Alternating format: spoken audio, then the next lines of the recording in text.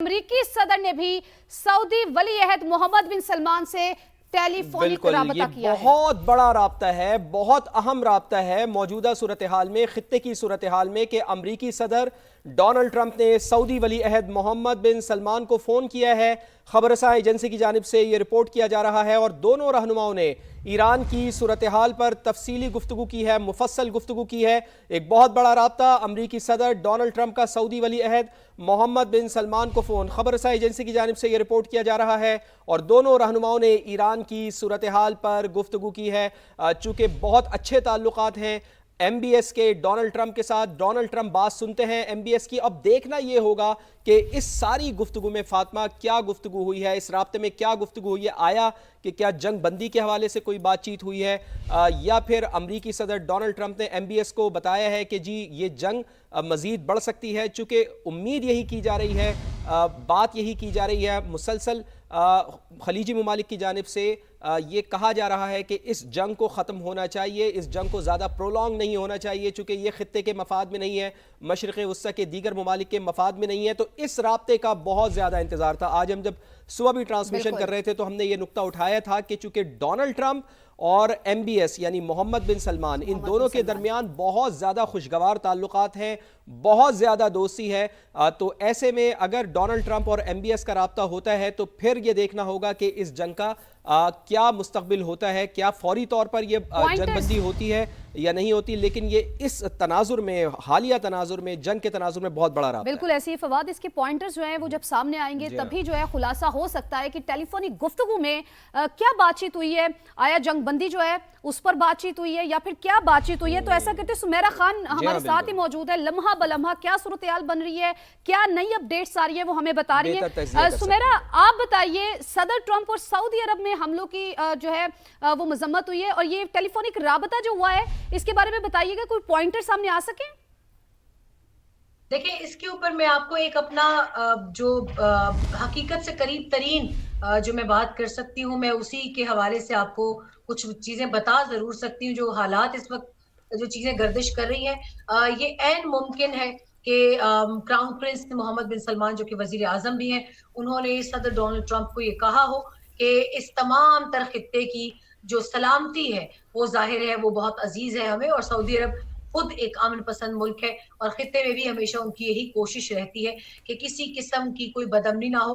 खास तौर से रमजान के महीने में, जब सुबह भी हमने बात की कि लाखों ज़ायरीन, तकरीबन करोड़ की हद तक एक तादाद भी बताई जा रही है सऊदी अरब से कि वो मक्का मुकरमा और मदीना में जमा है। और जाहिरी बात है सऊदी हुकूमत के लिए अपने जी सुमेरा, ज़ायरीन, आप ये सुबह डिस्कस भी हमारे साथ कर रही थी और आपने बहुत अच्छी बात की थी कि इस वक्त तो रमज़ान मुबारक का महीना है और वहाँ पर उम्रा ज़ायरीन मौजूद हैं, लेकिन इसके साथ साथ फिर आगे तो हज का भी सीज़न आ रहा है, हज का भी मामला होगा। तो फिर किसी भी सूरत में ये नहीं मुमकिन होगा, ये अच्छी खबर नहीं होगी। MBS तो यही चाहेंगे, मोहम्मद बिन सलमान यही चाहेंगे कि ये कशीदगी फौरी तौर पर ख़त्म हो।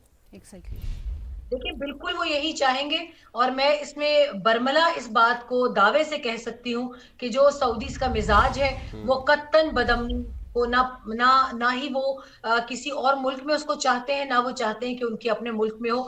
कुछ नाखुशगवार वाकयात माजी में जो मस्जिदुल हराम के सहन में पेश आए, उसके बाद वो आज तक उन तकलीफों को भी नहीं भुला पाते। उनके मिजाज में नहीं ये तमाम तर जंग का अमल और इसको फैलने देना। आपने पाकिस्तान और भारत के हवाले से भी देखा होगा कि फौरी तौर पर सऊदी अरब की जानिब से मीडिएशन सामने आई थी।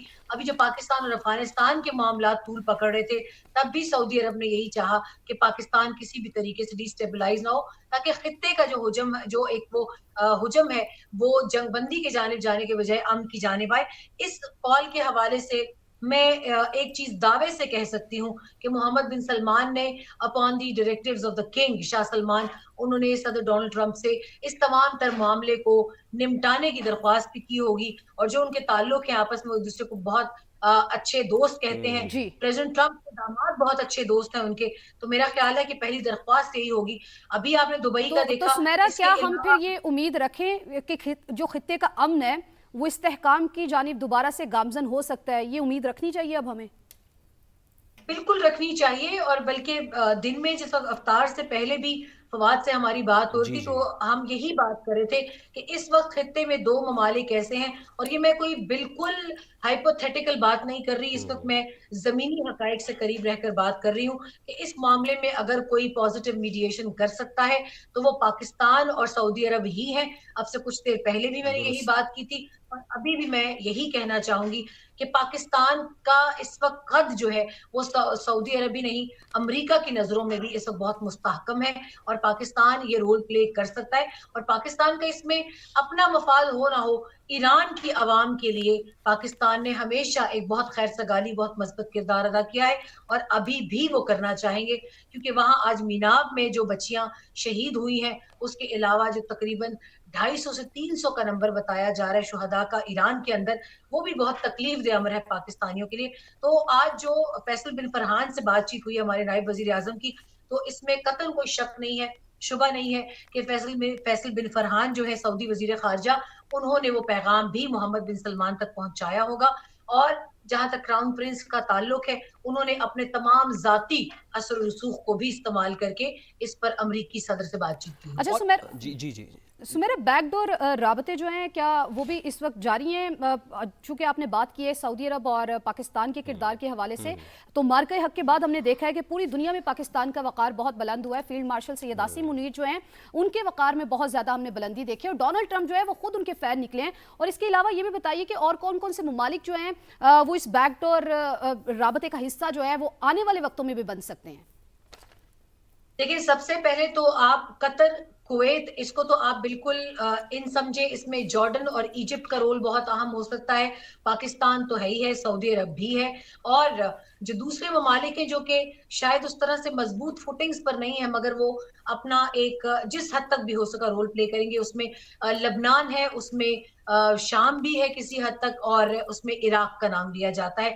कुवैत एक मजबूत मुल्क है, और वहाँ पर अड्डे भी हैं अमेरिका के, और ज़ाहिर बात है इस वक़्त अमेरिका के लिए सबसे बड़ी तरजीह जो होगी वो अपने लोगों को सेफगार्ड करना होगी। इस वक़्त जो अमेरिकी सोल्जर्स इन तमाम बड़े अमेरिकी बेसिस पर मौजूद हैं, शायद उनके ज़हन में किसी हद तक होगा कि ईरान अटैक कर सकता है, मगर उनको शायद इसकी कन्फर्मेशन नहीं थी, ये तवक्को नहीं थी। उन्होंने तवक्को शायद इज़राइल पर लगा रखी थी, और वहीं पर तमाम तर हिफाज़ती इंतज़ामात भी किए गए under that 6th layer of security strategy, जिसको multi layer security strategy for Israel कहा जाता है। मगर उन सब के बजाय एक सरप्राइज़ एलिमेंट था कि ईरान ने अपने इर्द-गिर्द तमाम जीसीसी कंट्रीज़ में, तमाम तो नहीं, उनमें से 1-2 को छोड़कर उन जीसीसी कंट्रीज़ के ऊपर ये मिसाइल दागे हैं।